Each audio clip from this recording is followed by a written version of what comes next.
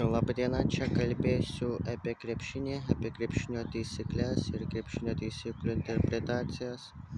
Žaidėjų negalima nešioti rungtynių metu papuošalų, auskarų, apyrankių. Žaidėjas gali nešioti akinius, jeigu netrukdo jam ir kitiems žaidėjams. Žaidėjas negali nešioti įtvaro gipso.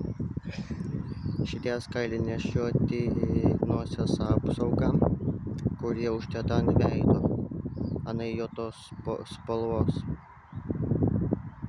Žaidėjas gali nešioti maikę po maikės formą.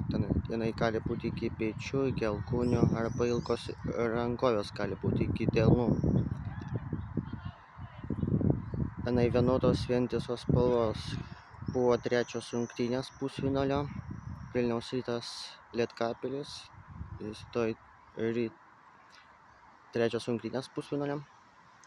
Ir Ryto žaidėjas 6 numeris Parker Carterei Jacksonas. Jis turėjo maikę po maikės formą. Jinai buvo juodos spalvos ir jinai buvo išlindusi po maikės formą.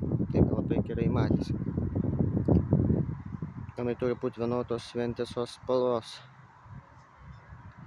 O kitą kartą kalbėsiu apie 5 skyrių krepšinio taisyklių ir krepšinio taisyklių interpretacijų. Biškį kalbėsiu apie tai.